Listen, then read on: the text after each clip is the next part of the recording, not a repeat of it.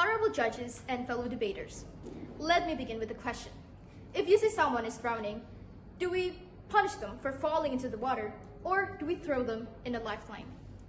Gambling offenders are drowning, but not in rivers, but in addiction, debt, and in despair.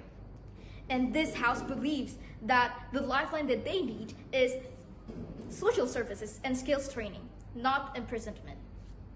Gambling is not new to Indonesia.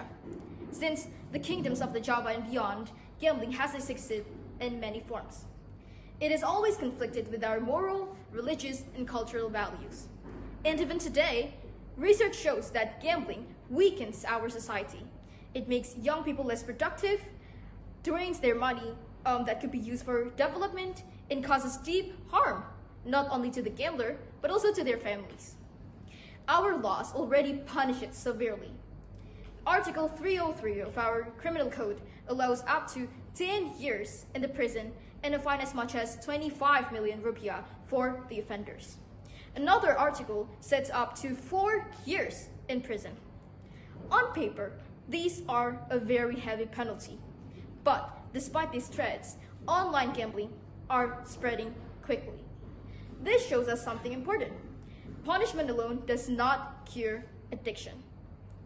Our health sector sees it clearly. The Ministry of Health has already expanded rehabilitation for gambling addiction. Hospitals in Jakarta, Bogor, and Surabaya have treated patients, including youngsters. At Rumah Sakit Dr. Cipto Mangunkusumo alone, more than 100 patients have received outpatient care. And psychiatric hospitals nationwide has started to prepare to accept the referrals.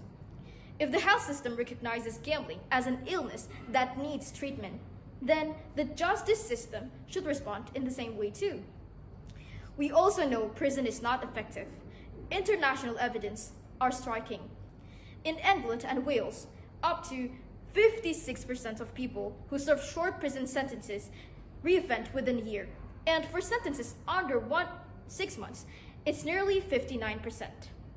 By contrast, offenders who receive community sentences and treatment reoffend much less, around 8 to 9 percentage points lower. Around the world, justice systems are realizing that rehabilitation backed by strict oversight works better than prison. Treatment works, but skills training makes it even stronger. Therapy reduces the urge to gamble, but relapse often happens because of financial desperation. Imagine a person who finishes treatment and rehabilitation but cannot able to find any work. The temptation to return to gambling is the same strong. That is why skills matter. By teaching offenders how to budget, how to apply for jobs, and even teaching them the digital tools productively, we give them a foundation to stand on their own feet. This dual approach attacks both sides of the problem.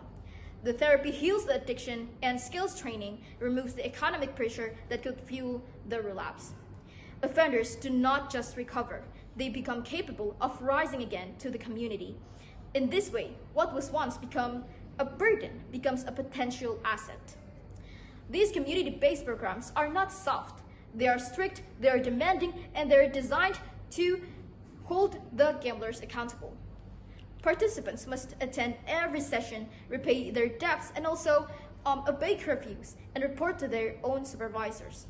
If they commit to this, then they will be far less likely to commit another crime.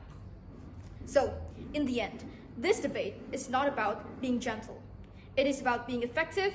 It is about asking what truly protects society, what actually prevents the repeated crime, and what gives a struggling person the chance to rise again.